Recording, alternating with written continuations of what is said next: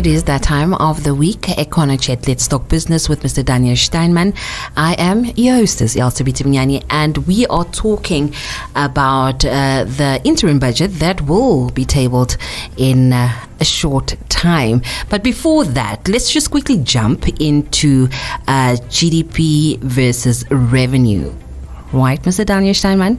Elsa, there's a very good reason why I prefer to look at revenue when I need to make an assessment of the Namibian economy. And the reason is the government's a very large part of the economy.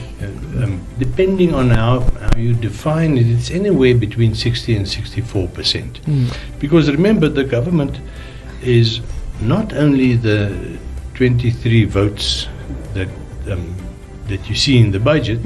The government is half of NAMDEP, for instance. That one mustn't forget. The government is 100% of many of the parastatals. Yes. You know, the government is the control shareholder in MTC. So if you put all of these together, you are approaching a figure where the government's direct and indirect contribution to the economy probably exceeds about 70%. So you can see for yourself, it's the major player.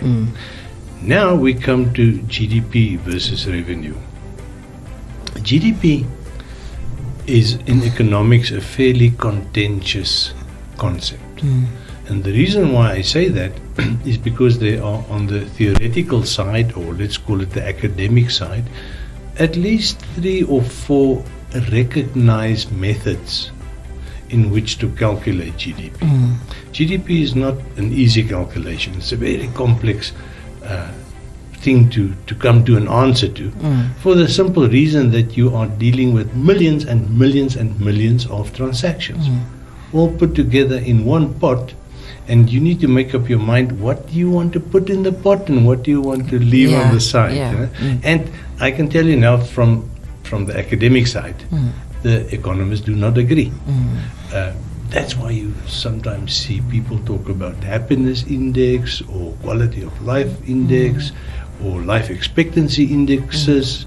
These are all attempts to get around the technical difficulties of calculating GDP.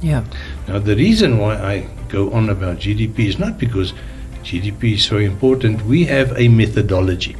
It's an IMF methodology.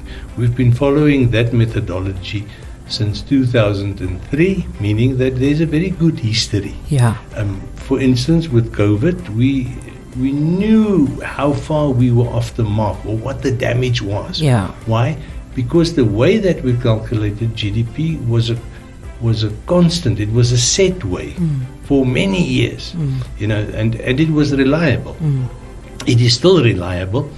It is just that you must avoid falling into this trap of differences of opinion, and because it becomes theoretical, it becomes academic, ivory tower.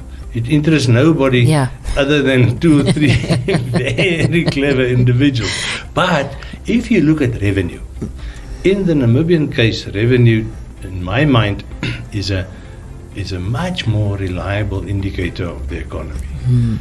Not only because of the size of the government's part in the economy, but also because revenue is a nominal figure. You remember I've explained in the past the difference between percentage growth and nominal growth? Nominal growth is the figure in dollar and cent. It's what stands on the balance sheet. It's not open to interpretation. You can't go and measure it against anything else. It is nominal growth. It is revenue in the government's case. So you can't manipulate it in any way. Next year, July, when we get the national accounts, you will see that it's a very reliable, very set figure that we get for revenue. And whereas with GDP, it's not the case. GDP is fluid. GDP is open to interpretation. GDP is dependent on cycles, where and when you actually measure and how much you measure. Not so with revenue. You come to the end of the year and you've got so much in the bank. Yeah. That's it. That is the main difference. Yes. And why I'm focusing on revenue, now that we're approaching the interim budget, is because the minister will be asked, how are we doing?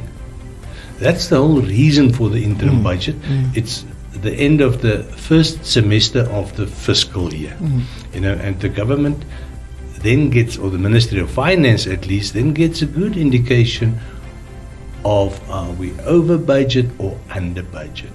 And the reason why that is important is because there are only 6 months left, the second semester, to rectify any anomalies, any wherever we see that we've underspent or that we've overspent.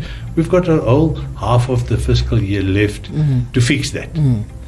But for that, you need to know where you stand with revenue, which is the interim budget. Yes. But let's quickly go for a short break, and once we come back, this talk will get more heated and interesting.